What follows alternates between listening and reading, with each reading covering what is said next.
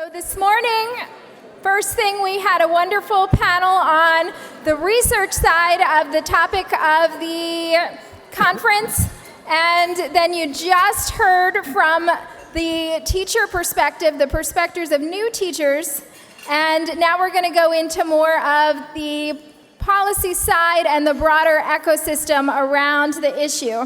So it's my pleasure to introduce the moderator for this session, Lee Zia, Deputy Division Director, DUE, NSF.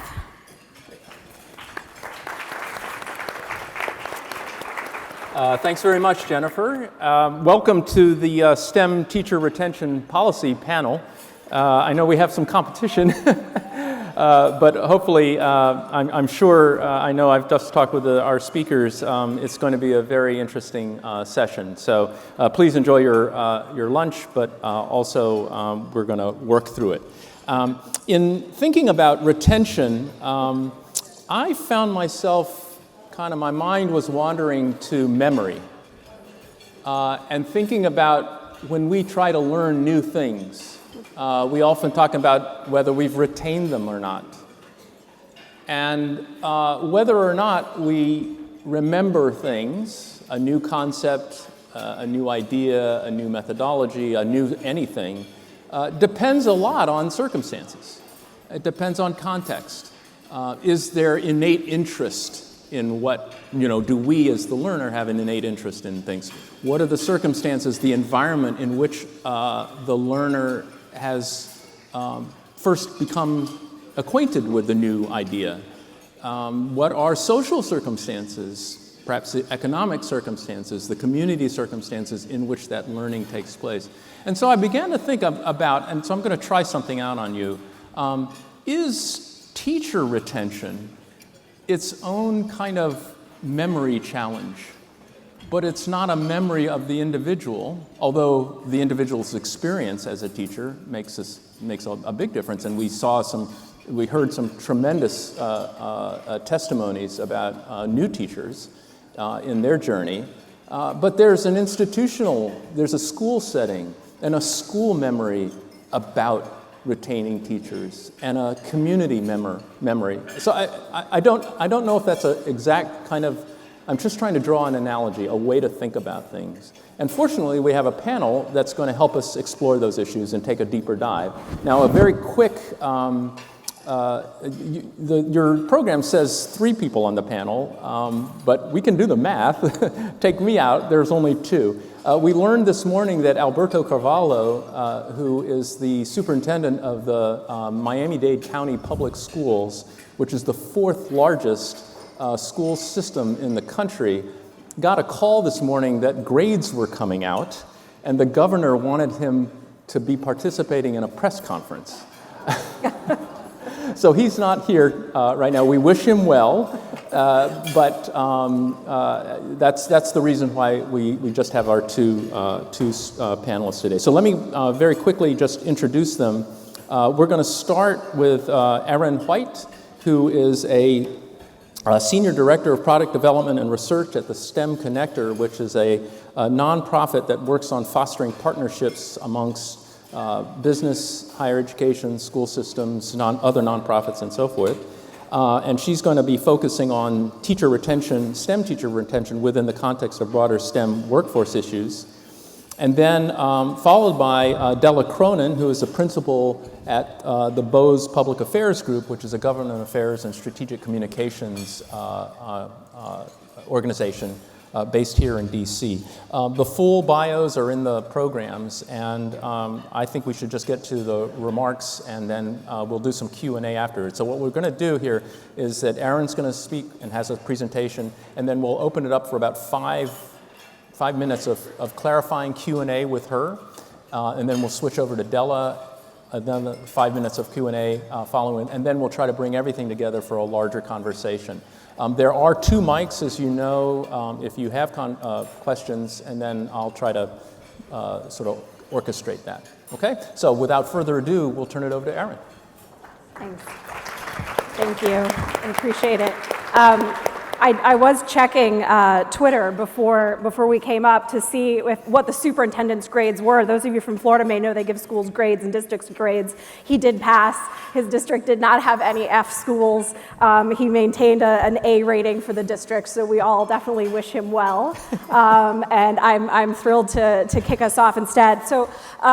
My job is to talk a little bit about the big picture STEM ecosystem, where teaching and learning sits within it, to try and sort of pull back a little bit. But before I do that, I want to share a bit about why this concept of STEM matters to me. I'm a social scientist by training, which most people don't count as STEM. I do use math sometimes, though, so I'd like to think I'm a kindred spirit. So I want to talk a little bit about sort of what brings me to STEM, and to do that, I need some audience participation, and there will be prizes. There will be prizes. My wonderful right hand in research, Ariana, is going to hand out these prizes, so audience participation is welcome. Okay, so the first thing that you see is an image. It's an artifact. It's an artifact from my family life. Any hint of what these might be? Just shout it out. Anyone who has an idea of how you might describe what you see on the screen. Textbooks? It was, Ariana, somewhere generally over there. The prize, by the way, is a copy of my latest research report. I know you're all really excited about that. I need to move some copies. I sent a box to my parents for Christmas, and I don't think they've read it yet. So that's the prize for the day. So measuring instruments and the metallurgy of iron. These are booklets from a correspondence school out of Scranton, PA, that my grandfather, Paul Kalinich, used. He came back from World War II, like a lot of men of his generation, to Bethlehem, Pennsylvania, worked in the steel mill shoveling coal into a furnace, had a high school education, and said to himself, my gosh, I feel like I know just as much about this product as the working stiffs in suits do. So he decided to teach himself more, and he was a self-taught man. And when he passed, I found this sort of just wonderful pile of correspondence books with his notes in them as he was teaching himself advanced topics. And he spent his career in Bethlehem Steel. Another artifact from my family story. Anyone know what this is? A cape? What kind of cape? Nursing. Salvation Army. A nurse's cape right up front here. Ariana, right up at the front table. Thank you. So this is my mother's cape. Again, we're a family of hoarders, apparently. We save things. This is my mother's nursing cape. She graduated from nursing school in 19-something, I don't know, she's ageless. And it was St. Luke's Hospital School of Nursing, back when hospitals essentially had vocational schools of nursing in-house. So she went to school from 18 to 20, working and learning, and got her RN. And it was my grandfather's work in the steel and his promotion to foreman one day that allowed her that opportunity. So the STEM story continues. Now, on the other side of my family, the gentlemen were using this. Anyone? A slide rule. Ariana, you can just find someone who looks friendly and hand that out. So this slide rule was used by my grandfather, Edward White, when he was studying mechanical engineering at what was then Carnegie Institute of Technology, now Carnegie Mellon. My father then used it and studying business, to the horror of his father. So it's those sorts of things that sort of brought me to STEM. And for me, the common thread in all those stories is opportunity. Now, the opportunity that allowed a young steel worker to provide for his family and for my mother to get a nursing degree, the opportunity that allowed Bethlehem Steel to be a powerful economic force in the community for years, and the opportunity, that slide rule that, as my father would say, took men to the moon before computers. So for me, that's kind of what STEM means. It's a broader sense of opportunity for individuals, economic mobility. We know STEM jobs pay 2-3x non-STEM jobs. It's economic mobility and opportunity for communities nationwide. So that's a little bit about what brings me to STEM, and I still don't know where my social scientist story fits in all of that. So what I'd like you to think about as I'm presenting today is this phrase, a not very scientific phrase. It's not just, but also. So it's not just, STEM isn't just math. It's not just a degree or a discipline. It's not just one industry, but also it's something else. So we'll come back to this theme throughout the presentation.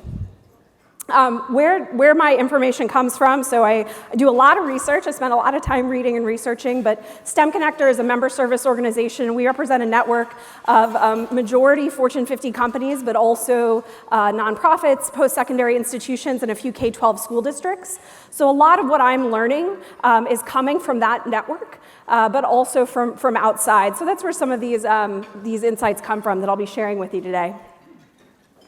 So first off, I want to put forth a definition of STEM, remembering that phrase, it's not just, but also, that STEM is not just the 4 letters in the acronym, but also a broader body of knowledge, of skills, and of mindset. Someone in the earlier panel, one of the educators, talked about growth mindset, that everybody needs, by the way, whether you're a middle or high skill worker in the modern economy. Everybody needs these things. So when I do research, sometimes I ask people, what letter would you add to the STEM acronym? And I've heard them all. I've heard them all. Obviously, STEAM. I've heard STEAM with adding an H for health. My favorite one was STREAM, the R standing for religion. And someone said to me recently, Erin, I don't really care what it is. It's all just going to come back to school. That we'll just call it the body of knowledge, skills, and mindsets that young people need, and all of us need to be successful. So it's not just one thing, but also other things. A fun fact is that the National Science Foundation invented the term STEM about 18 years ago. It was probably a small group, maybe in a room right across the river in Arlington, and they invented this term. They came up with this term. And at that time, no one had a smartphone in that room. No one had a cell phone in that room. Think about how much has changed. So what I'd like to share is a little bit about where things have evolved, like in technology, and where things are still the same. And the thing that I think we're learning more about, the thing that has changed, is our understanding of STEM outcomes.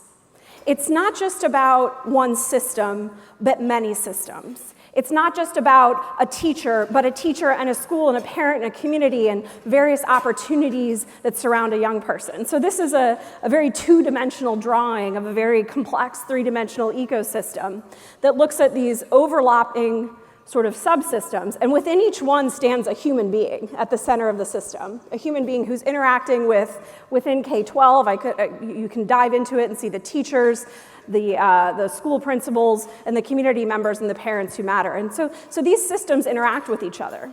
So when I ask you, who's in charge of STEM? Well, the answer is a lot of these folks. Almost everyone, which, as we were just talking earlier in policy terms, can be a little bit challenging, because there's a bit of responsibility for STEM outcomes that everyone shares. And see, these systems are being influenced by forces that sit outside. Technology, policy here in DC, and we'll hear more about policy in a minute, the media, economy, and these forces are kind of shaping what's happening inside those systems, and those systems are then putting pressure back out.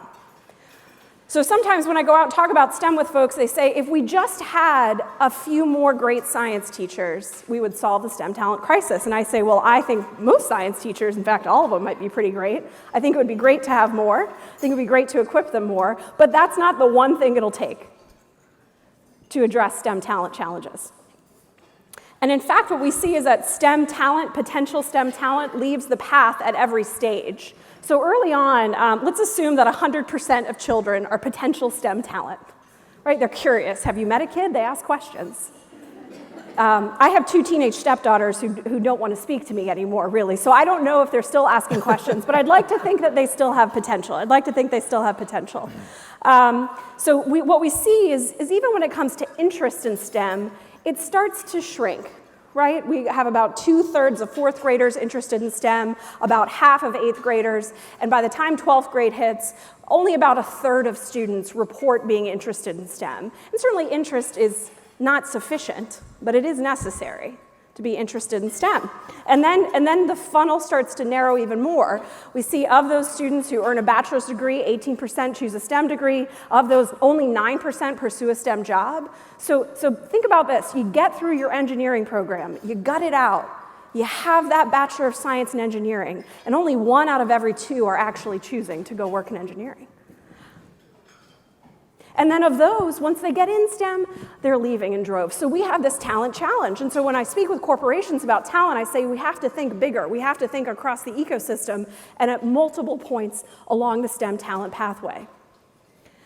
And so what I'd like to do now is unpack some of the gaps, some of the deficiencies that we see along the way. We hear a lot about the STEM talent gap. Is it that 2 million jobs are going unfilled, 3 million more computer scientists needed? Those numbers are super interesting, but for me, not as important as what's really behind each of those gaps. So in the research, I've identified 5 gaps that contribute to what we see as this overall STEM talent crunch or STEM talent gap. Now, the first one is about fundamental skills. It's about fundamental skills. So any guesses on what this curve might represent? Oh, sorry. I don't know why it... Student proficiency in STEM over K-12. This one, sorry, not STEM, math, this is math in particular. Fundamentally, not enough kids have enough proficiency in basic STEM skills. Now, certainly testing is a challenge. It's not quite there. It doesn't quite give us everything. But I'd argue that there is a challenge if not enough students are leaving high school, if only 25 or 30% of students are leaving high school with a basic fluency in math. And the problem is that more jobs today than ever before require STEM. It used to be that all the STEM jobs could be filled by the 5 A students in class. Now we actually need all 50 of those students, whether they got an A or not, because they need those skills in the economy. More and more jobs require STEM skills. So there's sort of a fundamental skills problem. And part of that is also that a lot of the skills that are being demanded, we hear all the time about employability skills, social emotional skills. These are things that STEM often can powerfully produce in young people, and they're not sort of evenly distributed because students don't have the opportunity, going back to that word, the opportunity to gain them. So this is a fundamental skills gap. That's sort of the first thing. It starts at the basics. Now, the next gap we've identified is around belief. This is a Google search I did last week for the phrase engineer. Any observations? What would you think if you saw this? It's mostly white people who do engineering, right? Mostly men. What else? Hard hats. Everybody has to wear. You have to wear a hard hat. Mm-hmm. It looks lonely. Yeah, that guy in the bottom does look a little lonely. So this is just an example of a lot of different things in one that are fundamentally about belief. And social science has taught us that belief is a powerful force for good or bad in your life. So if I believe that engineering is only for males, or only for white people, or only for people who like hard hats, or only for people who like to be alone with robots, those are a set of beliefs about engineering. Now, I've done this, I did the same one for scientists, and you might imagine what that is. And yes, these are media images, but this is also sort of embedded in our culture. One of the educators earlier talked about a STEM club for 4th and 5th grade girls and giving them this idea that there were other types of experiences out there and people like them could be in STEM. And so what we see is that this belief gap starts early. It starts in the K-12 years, and sometimes unconsciously we're confirming the beliefs that people have. You're right, you didn't get an A on that math test. Math probably isn't for you. Or you're right, I don't know anyone who's an engineer. Who knows what that is? Maybe try something else. And those beliefs continue through post-secondary years and all the way through into the workforce. So belief is a powerful force when it comes to the STEM talent gap that we see. Now, another one out here, and I think earlier the gentleman from the Navajo Nation referenced, post-secondary education and the need to access post-secondary education. What we see is at least 3/4 of STEM job postings require a BA. Only 1/3 of US adults today hold a BA or higher. Automatically, there's a mismatch. Now, some argument over whether or not all those jobs really require a BA. But even if just a few of them don't, there's still a mismatch. So there's just a real need in STEM in particular to have people access different forms of post-secondary education. Now, the second gap in post-secondary education is about fit. So this is a recent survey that Siemens did, a big engineering manufacturing technology company, and they asked their hiring managers, what is the #1 challenge you have when hiring engineers? And I assumed, which no one should ever do in research, I assumed it would be, I can't find enough. That was at the bottom. Only 27% said, I can't find any. The #1 issue, I can't find ones with the right skills. I can't find ones with the right skills. So this is about bridging the gap between what people are learning and what work demands. This is where experiential learning and these other practices come in. So it's sort of a second flavor of the post-secondary education gap. The first is a numbers question, and the second is a fit question. The fourth gap, for those of you counting along, that we identified in the research is the geographic gap. The geographic gap. So this is an image that came out when that whole, Amazon thing happened, and they were picking another headquarters, and it happens to be right in my backyard. Interestingly enough, my kids go to Arlington County Public Schools, and my 11th grader said some folks from Amazon visited her school recently. Because she does some STEM project-based learning work, and they were just sort of observing. So I'm curious what they're going to end up doing with their observations of Arlington County Public Schools. So anyway, this map shows where tech firms are going when they leave San Francisco. They go to Seattle and Portland. They go to East Coast cities. And then to a few others. Austin is becoming quite a tech hub, Phoenix and Denver. If you might observe, my beloved home state of Florida isn't getting any love from the tech companies. In fact, most of the South, West, and Upper Midwest are not. We like to say Amazon came here in part to tap into talent that is already educated and ready to go, in addition to investing in future talent. So what this shows me is there's this geographic gap happening in opportunity. There are some great STEM jobs, and folks in Austin are talking about having to import talent from other places. Because for the Latinx kids in East Austin, those jobs may as well be in Alaska because they have struggled through those other gaps I've already shared, the fundamental skills in post-secondary. So there's this mismatch between where jobs are and where qualified, equipped folks are. And the final gap is the demographic gap that we see. And this is just a quick representation snapshot. This is over a 15-year period, the share of STEM degrees awarded by race and ethnicity, and just STEM bachelors alone. And what you'll see is it's mostly unchanged. There's a slight increase in the number of degrees awarded to Hispanic Latino category. We hypothesize that has a lot to do with the demographic growth. But for the most part, things are about the same. And over that 15-year period, people spent a lot of time and money and effort on trying to think about this question of diversity in STEM. So we've sort of hit the low-hanging fruit in some ways. Now it's time to wrestle with the really sticky hard parts that have to do with achievement gaps that start early as a result of lack of access and opportunity, that have to do with racism, classism, and sexism embedded throughout the STEM work. So this is the next phase, I would argue, of the demographic gap in STEM. And I mentioned that achievement gap. You all know this, you work in this space. This is, fourth graders showing proficient or above in math. Average is 40%. This is just the breakdown by race. I'm sure data unsurprising to see the distribution there, the percent who are deemed proficient in fourth grade. It gets harder and harder, obviously, to catch up as you go along, even with the great intention of all of the awesome educators who are in the room, putting a lot of time and energy into these young people. So those are the gaps. Those are some of the gaps that we've identified. The good news is that there is progress and there are solutions out there. And I know a lot of you are discussing those best practices at this conference today.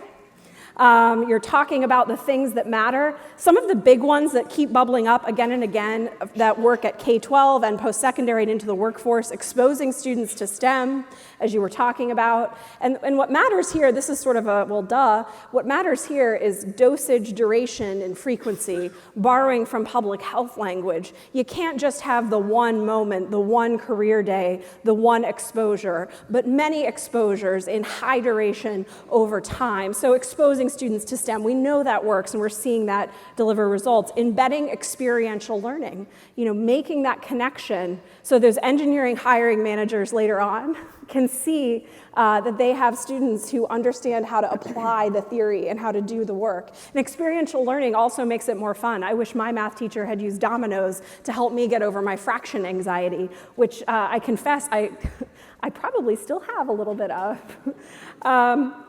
So embedding experiential learning is a powerful resource. Another is navigation resources. A lot of times we assume that folks understand how to get from point A to point B, but if we're all honest and look at our lives, we see lots of twists and turns. So navigation resources are usually a human being and a pathway to get there, a pathway to help you get to that future state that you see in the human who helps you navigate along the way. Mentors are powerful resources. This is not just the job of college and career counselors, but the job of lots of different members of a community who can help people sort of see the path and navigate to it. Equipping educators, which I highlighted. This is one that we see again and again and again, K-12, post-secondary, and even adult educators who are doing adult workforce education, is continuing to equip those educators with the tools and resources that they need to be effective in that high leverage point in the STEM talent ecosystem. Another one that's emerging is credential requirements, really evaluating the need for a specific type of credential to get to that next step in the STEM talent pathway, trying to unbundle the notion that a credential equals a batch of skills, but rather that maybe people are a batch of skills that may or may happen to have a credential or not. And then the final thing is just holistic support. I was really struck by the story of the Navajo Nation and some of the challenges that those young people are facing, and this idea that the support is beyond math homework.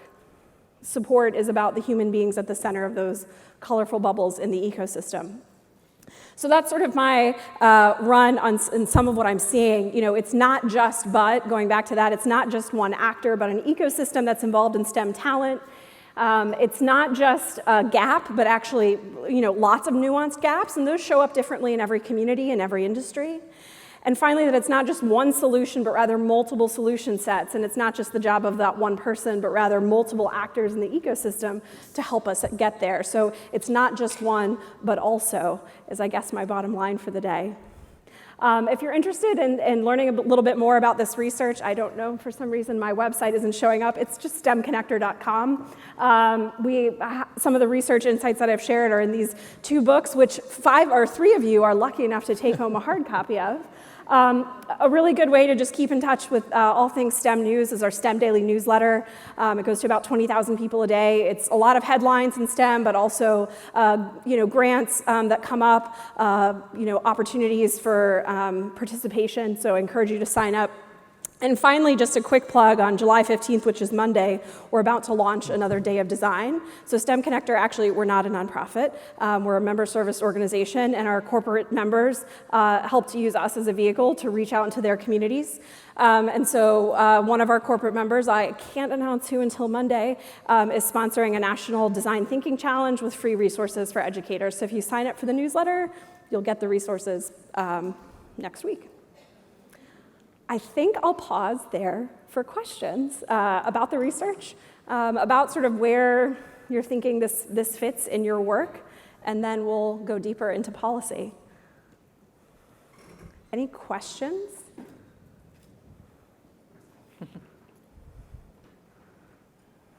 Don't be shy. About slide rules? Please go to a microphone if you have one. Well, speaking of slide rules. Do you actually have one in your pocket? Oh my gosh. I didn't plan that. In truth, I saw your slides ahead of time, so I saw the slide rule, so I had to bring this one. It's a circular slide rule. Oh, we have a question. Very good. Question.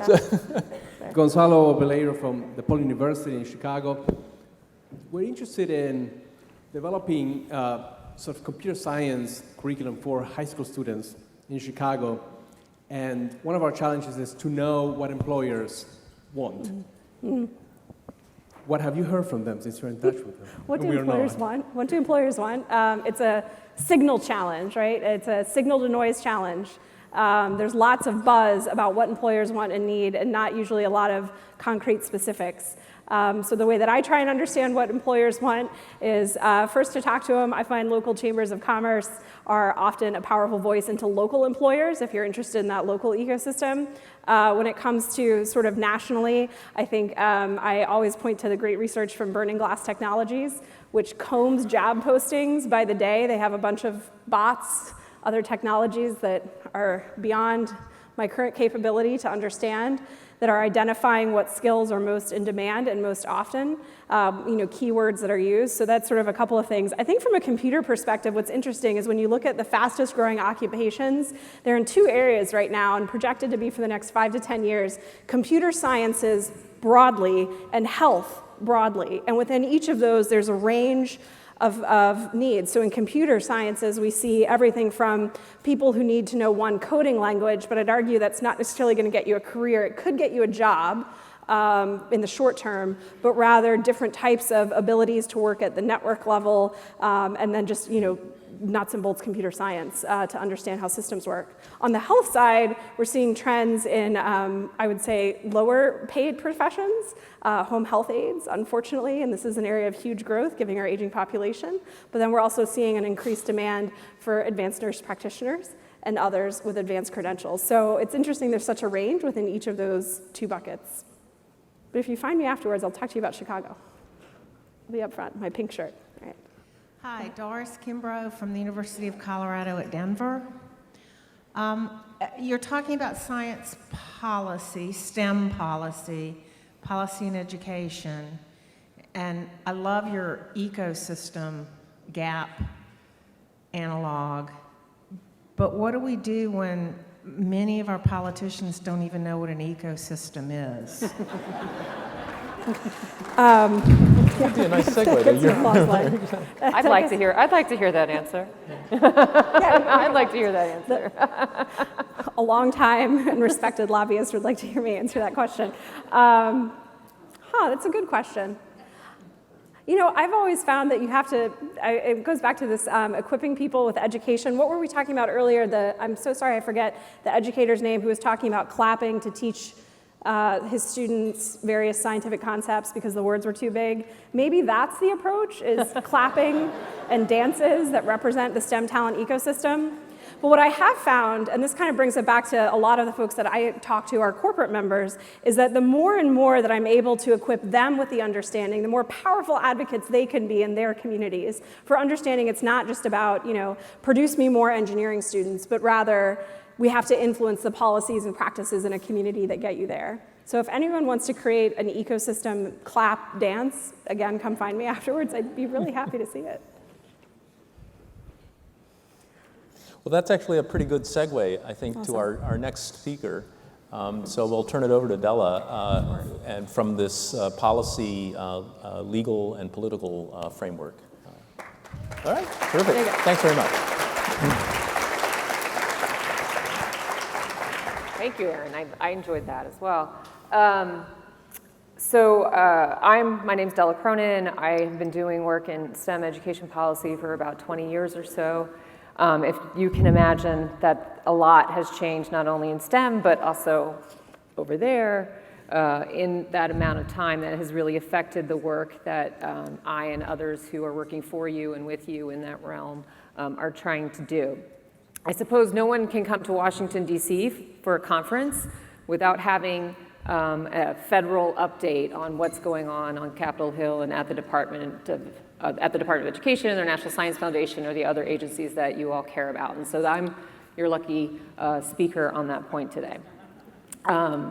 One thing I think that is happening in Washington, D.C. these days that I find to be overwhelming, and I'm admittedly an inside the Beltway person, is just the amount of news and information and updates, and this is happening, no wait, that's not happening, this other thing is happening, you need to be really worried about this, oh wait, we're not going to do that anymore, we're going to do this other thing. And that's not just at the high level White House, what's he tweeting now conversation. That's also at the Department of Education on the Hill. That's sort of the new state of affairs. It's the new normal in Washington, D.C., is sort of this whiplash of information and what should we do next to react to either the real crisis or the fabricated crisis that affects us and what's going on in schools. So with that cheery setup, let's get into it. Okay. So, you all have know these stats better than I do. These are graphics that you've seen many times. You probably use them or similar ones or better ones just to talk about what we've been talking about for decades in Washington, D.C., which is the need to get more people educated in STEM disciplines so that we can give the companies and the economies that are important to us the talent they need to be successful. The other thing that we're talking about, at least in education, is a teacher shortage, right? And I'm sure you are experiencing that, your colleagues are experiencing that. But the one thing and how this intersects with STEM in a way that's maybe not talked about as much is that if you're worried about finding a math teacher, you're probably not talking about finding a computer science teacher or an engineering teacher or artificial intelligence and how that might be affecting schools in coming years. So the shortage is something that, of course, is an emergency and a crisis, but it's also, I think, sort of stymieing our efforts to be forward-thinking in how we're going to get the teachers that we need, teaching the subjects that we need to feed this undeniable need for STEM talent. So rest assured that both of these issues are being talked about on Capitol Hill every day. We are in this emerging STEM policy environment where I would say as early as 10 years ago, there were maybe 2 to 6 members of Congress that the community would go to, that were the champions. They were the people that we knew would listen to us and push for STEM education. In a way, perhaps the STEM community has been a victim of its own success because now everybody cares about it. And when everybody cares about it, nobody cares about it, right? So everybody says that they care about STEM education, but one of the things that we've struggled with as a community in recent years is who is our person? Who are the 2 to 4 to 6 people who we can rely on day in and day out to talk about the importance of STEM education in K-12 and higher ed, in the research agencies and all those places. And that's an evolution that's been a struggle for us.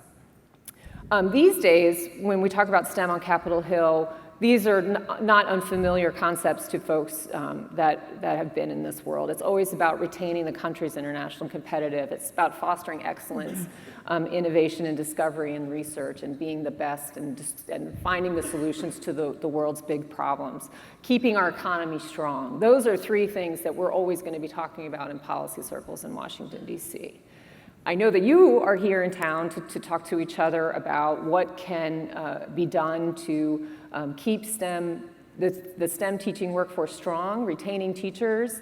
I would posit that there are not many members of Congress who are talking specifically about that. They might be talking about teachers and how to support them better broadly. They might be talking about the importance of getting specific kinds of teachers in K-12 classrooms and keeping them there. But they're probably not talking about the things that you guys are talking about here.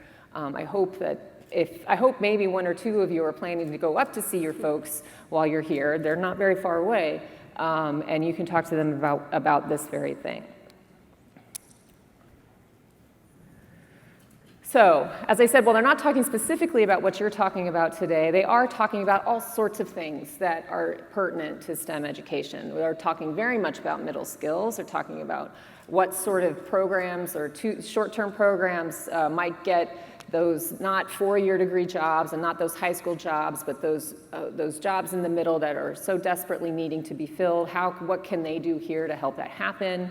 They're also, I believe, believing the education community, when we've been saying it for years, that it's really important to get STEM, math, strongly into early childhood education. It's really, really, really crucial that young kids show up at school with basic numeracy skills if they're going to be as successful as we'd like them to be.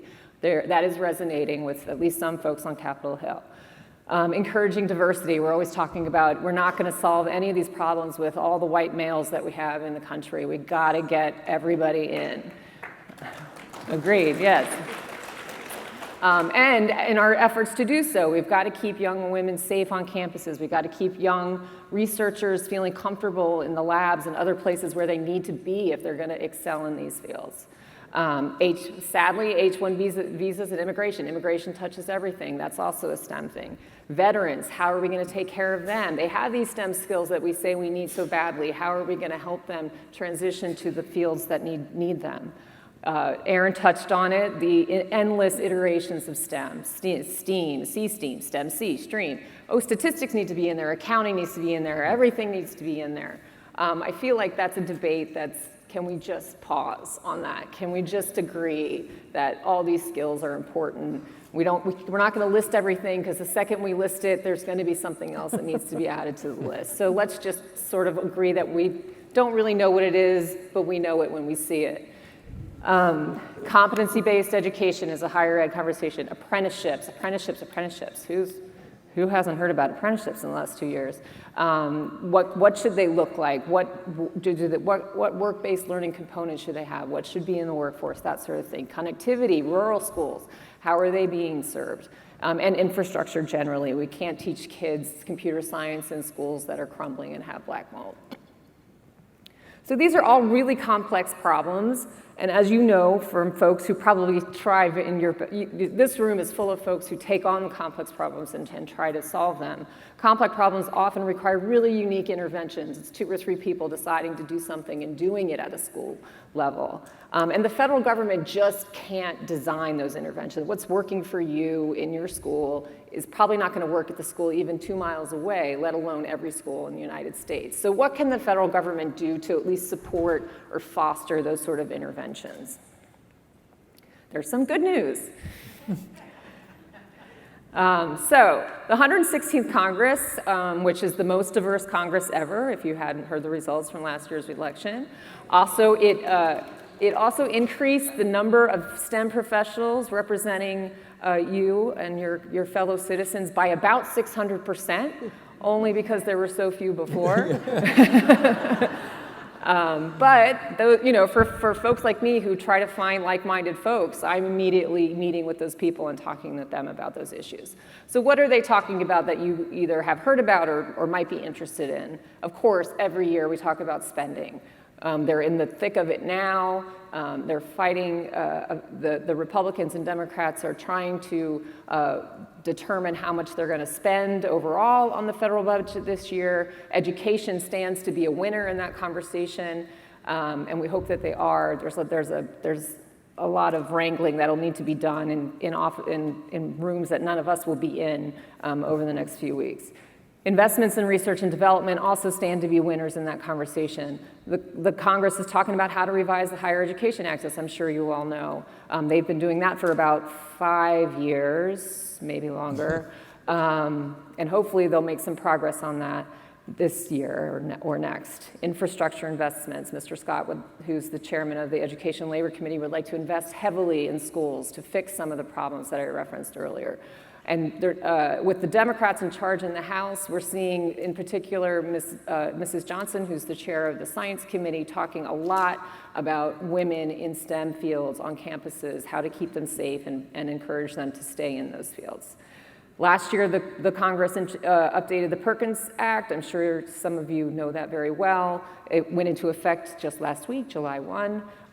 So schools are hopefully making the stronger connections to STEM and the funds that are available to them to use them thanks to those changes. And ESSA, the Every Student Succeeds Act, is only 4 years old, probably just really having its effect in states and in schools. But get this, it's going to expire at the end of this year. Don't worry, it's not. That means very little in Washington, D.C. But we're going to start talking about how to change it again as soon as next year. And the last time we did that, it took 12 years. So it's job security for me. Okay, so specifically when we're talking about investments in K-12 and higher education program, I'm sure there's a number of folks in the room who have teacher quality partnership grants that are investing in colleges of education to try to spur innovation in the preparation of teachers. That program stands to be a winner despite the White House's recommendation to eliminate it in the current conversation on Capitol Hill. Title IV, Part A of the Every Student Succeeds Act, which is has the most burdensome name I've ever heard in policy, which is saying something. It's Title IV, Part A, and it's also the Student Support Achievement Academic Enrichment Grant Program.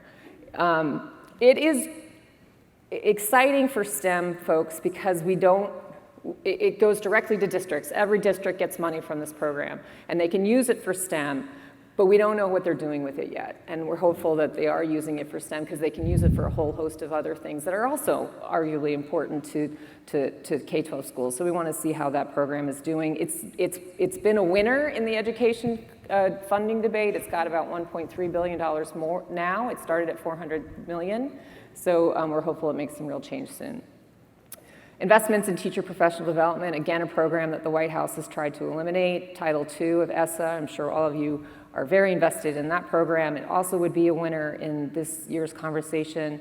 And then the Education, Innovation, and Research program, I don't know if any of you are grantees under that program, but in the last year's cycle, they invested $65 million in STEM and computer science programs. The current conversation in the House, at least, they'd like to double that investment to almost double it to 125 in FY 2020, and we're hopeful that that happens. We think there's some really exciting things happening that could use those funds to scale up. And then I think in the STEM community, we have in recent years decided, as I mentioned in early childhood, that there are other things that are important to students being successful in STEM. They need different settings and after-school programs, informal learning. Sometimes they even are more apt to pick up STEM in those settings. Social and emotional learning is really important, not only for kids to feel good about where they are, but in some of those really high-stress schools, the STEM schools that are out there, perhaps there should be some supports there that will help them be better. As I mentioned, the House has done good work on some of these bills. They've passed their bills. The Senate hasn't done anything. It's a tale as old as time. And they probably won't until they meet the Senate and the House reach an agreement with the White House on a bigger budget deal on spending caps. They met yesterday. Today's Thursday. They met yesterday. So maybe next week. I mentioned the Higher Education Act reauthorization. These are the things that I think would be most interested in, and that's what's going on in that conversation. Support for colleges of education, which is Title II of that act. Last year there was a bill in the House that would have eliminated that program. I think we've all moved ahead from that and decided that that's not going to be the case, that program is going to persist. The STEM community is trying to argue that there are, I suppose if those of you in the computer science world know that if you were a high school graduate and you wanted to become a computer science teacher, there's about 2 programs in the country that would give you a clear path from high school to graduating with the credentials you would need to be a computer science teacher. That community in particular is trying to, and others, it's the same is true as in engineering and to my comments earlier, other things that we don't even know about, trying to get colleges of education to move just a smidge faster on setting up some preparation programs in those fields. Minority serving institutions, I don't think that many folks, maybe you all in this room know, but know that 700 of the 700 minority serving institutions educate about 1/5 of the country's STEM bachelor's degree holders, and that those investments in those schools are important. Stronger partnerships between 2- and 4-year institutions. We need federal student aid programs that help get the students we need to schools and keep them there. For teachers, we need to talk about and preserve public student loan forgiveness, maybe make it easier for the teachers to get those benefits. And then the Teach grants, which maybe some of you in the room have had, those programs are complicated and could be simpler. And I mentioned this is the blue text is sort of the status of where these bills are. The House wanted to eliminate teacher quality partnerships, public student loan forgiveness, teach grants, a lot of the things that are important to the STEM world last year. As I said, I think that sentiment has passed. But while there had been a lot of hearings in both the House and Senate, and this year the House Education Labor Committee had 5 hearings on higher ed, neither the House nor Senate has introduced a comprehensive higher education bill.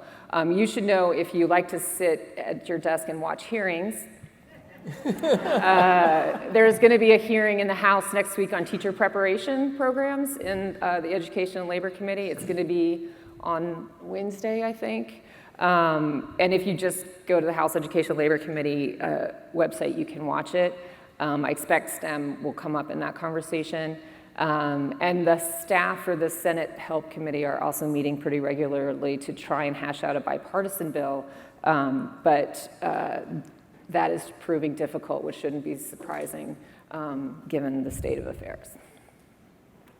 I suspect if you belong to any one of the many organizations that represent STEM interests on Capitol Hill, you've heard about one or more of these bills that have been introduced on the Hill. As I said, we don't have any one big comprehensive package that would address all the issues that you guys are talking about today, but these are smaller, less audacious bites at the apple that have some opportunity for making it to the president's desk. I'm not going to go through them all and tell you what they're all about. Some of them are pretty self-explanatory. I would point out that the Supporting Veterans in STEM Careers Act, which is a bill that was introduced by Senator Rubio, would actually make veterans eligible for the Noyce program. So maybe some of them will be in this room in a couple years. And then the Junior ROTC Cyber Training Act is interesting because I think in education we're always lamenting the lack of federal funds, and we're looking at the Department of Defense going, hey, can we get some of that money over there? And that bill would actually use Department of Defense money to provide training for teachers in schools where there are big junior ROTC programs to give them some cyber training as part of their curriculum. And that one actually has a very good shot of getting enacted this year because it's defense. What were we thinking? We should have been talking about defense the whole time. So as I said, some have made some progress, and some have a better shot than others. And while I've been talking about Congress, there are good things happening at the Department of Education. Some good things, not all, not everything they do is awesome, but some of the things that they're doing in STEM is pretty good. They have established an annual goal of investing at least $200 million in STEM and computer science, and they met that goal last year and are on our track to do it again this year. They're reviewing the new state Perkins plans, which again should have a better emphasis on what's happening in STEM now versus the dated ones from 10 years ago. They're looking at the implementation of ESSA. What really are those Title IV Part A programs funds being spent on? And they're implementing the White House's 5-year strategic STEM plan. And here, I just want to point out that the term ecosystems is everywhere in that plan. So there are some politicians who know what they are or maybe think they know what they are. And there's a strong emphasis on building STEM ecosystems in that 5-year strategic plan. So I'm going to wrap it up. So what does all this mean for the issues that you guys are talking about? There are good things that are happening. There is not one big new program that's going to try to attack all the problems that you know about and are trying to solve. But they are interested in fostering a strong STEM workforce. I think they know that they need a strong STEM teaching workforce to do that, and that they are doing their best, I suppose, in trying to support the work that you're doing. And I just, to close, want to say you have friends everywhere. You have a teacher who's on the Education and Labor Committee. You have the Albert Einstein Fellowship Program.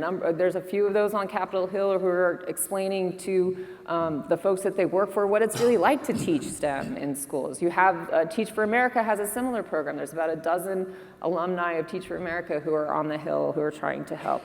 This bottom right picture is a picture of NCTM members on the Hill talking about math. The one in the upper left is the Community for Education Funding, who are trying to argue for more the adequate investments in education. So there are folks like you here who are doing the work of trying to convey to lawmakers the importance of STEM. I'm sure they're talking about the importance of keeping and growing the STEM teaching workforce as well. Good.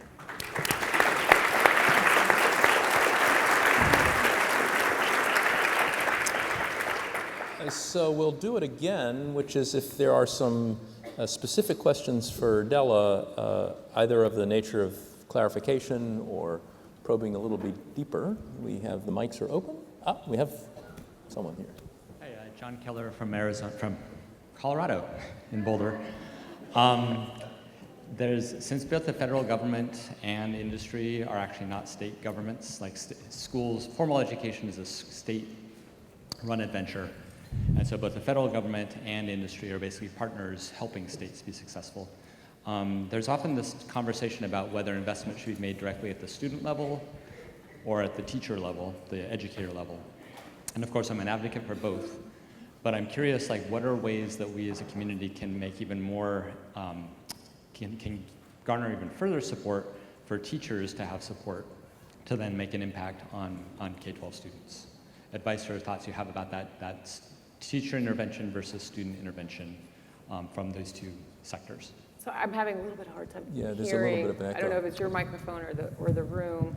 I think what you're asking is how lawmakers might hear more about how to support teachers. Correct. Is that correct? Okay.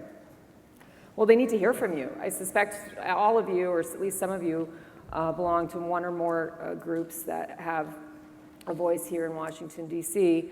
The NEA, the AFT, any of NCTM, NSTA, CSTA, all the A's.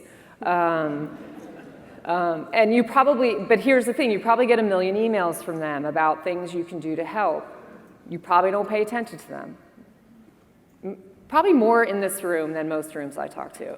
But I would suggest first you should pay attention to those. And if you feel super motivated from those notes or from today or from this experience, figure out who, if you don't already know, figure out who represents you on Capitol Hill and call their offices and tell them your concerns. And I would say some of the things that I mentioned, invest in Title II, professional development. Make sure that the Teacher Quality Partnership Program persists in a revised Higher Education Act. Be specific. And then I would say also invite them to see what's happening in your schools, at your higher education institutions. I just worked with a group that got a very conservative Republican in Texas to an early childhood education program in math at a museum that's attached to a university. That was great. He could see how all these public funds that he says shouldn't be spent on anything were really supporting the community and things that he cared about. So I would say make contact and get them to programs where they really see what's happening. I don't know if you have anything else. Okay. Hello, I'm Raju, and my question is to Della. You spoke about safety environments, and I am extremely interested in that because as a future teacher, first of all, I'm a physics student right now at Florida International University, Miami. And as a future teacher, I see this pattern in my classes, in my science classes like chemistry and physics, where it is the boys that are taking over the activity, mainly the activities of science. Like when I was in my lab, for example, like we were doing a group setting activity. The pattern that I started noticing is that it were the boys that were actually doing the hands-on activities, and the girls were taking this role of this like secretary. Most of them, not all of them, right? But some of them were doing that, and I noticed this pattern, and it made me feel like, why is this happening? Why is this like happening everywhere in all my classes, in most of my classes? And then sometimes I will even tell them, hey, you want to do the hands-on, like to try to engage them as everyone else was doing, and they will shy away from it.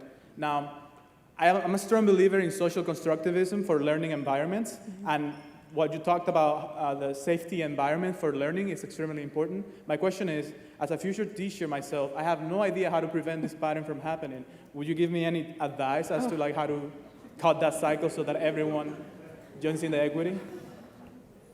I don't know, would you? Not as a teacher, just as a parental figure for 16 and 17-year-old girls, one of whom I just took on a college visit of Georgia Tech because she wants to study engineering. And we went to the engineering session, info session. The dean sat there, and I counted, and she hates it when I do this because she knows about my research. She's like, quit counting and doing research. This is my college session. God, you're so embarrassing. But there were 25 students in the room, and there were 4 females, and there were 3 students who appeared to not be of a Caucasian background. And I turned to her afterwards and I said, like, how would this feel, you know, being in this setting? I gotta be honest. And she said, nah, I don't care. Boys are just dumb anyway. It's a good answer. But then I went up and I asked the dean the question, and then she got really nervous because she's like, I want to get in here, Erin. Don't make waves. And I said, well, how do you support your female students? Seriously, if there are so few, it's like the chicken or the egg, what has to come first? Knowing that one of the big reasons why females leave engineering is because of the structure of engineering teams and that very component. And he said what he has found is most effective is to have teacher allies for female students who help to mentor and coach them, and to have affinity groups that allow women to think about how to support each other in the program. But that you can't just, you know, leave it to the women to do that work, that they have to have some professor allies. And then he was honest. He's like, we're still trying to figure it out. I mean, if you look at Georgia Tech, they don't have as big a student population. So I think about this as, again, the human being at the center of the ecosystem needs to connect with others. And some of that is through, you know, allies like yourself. And I don't think there's an easy answer, but it starts with probably recognizing it. So that's just me, stepmom answer. No, it's fine, thanks. Hi, I'm Janelle Johnson from Metropolitan State University of Denver. At my institution, we prepare math teachers and we prepare science teachers. But the most innovative work that I see happening in K-12 schools are programs that are having to work around policy. They're happening in CTE programs, not in college prep programs. I'd love to understand why that system of tracking still exists. And are there any, is there any movement towards policies that helps us work in more convergent ways and break down those silos? Yeah, so hopefully the new Perkins law will be less restrictive on the tracking. I will say I have done a little bit of investigating on Perkins because I had heard stories from schools and districts about, you know, once a student decides that they're going to take this course of study and they're going to graduate with a certification in Java, they can't deviate from that. Like, oh, I'm so excited about what I'm learning in Java, and now I'm thinking maybe I want to take AP Computer Science. No, you've got to stay here. So there's no federal policy that says that's true. I think what has happened is that in practice, the folks, and we all know this to be true, maybe not in your district, but the adults are more concerned about the outcomes than they are about serving the students well. And there were some accountability requirements in this situation where it was better for the folks that were counting students and where they ended up for those kids to stay in the certification program. So hopefully the Perkins accountability requirements have changed in such a way that that won't be the case anymore, but I do think there's going to be, people don't change quickly, as you probably know, and that will take some time, but hopefully folks like you will point out that that's not true, and you need to let these kids have more flexibility. The other thing that's true about CTE is that the professional development funds that are available for schools to use in Perkins are much more flexible for those teachers than they are for some of the other disciplines. And that's why some of the best, I think, professional development in STEM is happening in that space. Yep. Are you coming to ask a question? Yes. Holly Anthony, Tennessee Tech University. One of the challenges that we're facing at our institution very recently, so within the last year and a half, is policy related to students receiving federal financial aid. So for example, when we're trying to recruit into the STEM, there are students who are maybe undeclared and they don't qualify for federal funds until they declare. or they declare and they're now out of pocket if they want to sample a course outside of their program of study. So unless it's in their program of study now, they cannot get federal aid for that. So they've lost that opportunity to sample a few different courses and different majors until they really settle in on a major, which is really challenging us as Noyce scholars because we have STEM majors with their programs of study. And some of us have integrated into our program some early education coursework and their undergrads, and then they're coming back post-bac maybe to get licensure, but they're taking some education along the way, but that's not in their program of study. So without our scholarship, they can't sample that. Right. But if they take our scholarship, they're required to do 2 years of teaching to pay it back, or it reverts to a loan. So we've lost the opportunity, I guess, for students to sample majors and try out things before deciding due to policy in federal financial aid. So I'm wondering if we have anything on the front regarding that. So I think there are these conversations happening that the current suite of federal student aid programs are not serving flexible decisions in higher ed. They're not serving non-traditional students well. There's conversations about whether or not Pell Grants should be available for short-term programs so that people who are looking to update or refresh skills might be able to do so using federal funds. I haven't heard this specific scenario before, so I don't have an answer to that, but I hope that I can be encouraging in saying that the folks on Capitol Hill know that the current suite of federal student aid programs are not serving students well, that they need to change and be more flexible. But they are trying to balance that with, of course, always accountability and making sure that federal dollars are being spent well. I think your particular story would be a good one for folks who represent you to hear. If you're interested in sharing it, I'm happy to talk to you after about how to do that, because I haven't heard that specific set of circumstance before. Yes, I'll connect with you after. Okay. I mean, we're actually at a point where if a student is going to change their major and they go ahead and they talk to somebody and they take they register for things, our financial aid office is kicking them back out and saying, you have to have a substitution already in place in advance. And this is all federal funds? This is not state funds? This is only linked to federal funding. Okay. Yeah, well, I'll talk to you after. Federal financial aid. Yeah. Okay. Yeah. Thank you, and this concludes our Q&A session. Okay. Good. Thanks very much. That's great.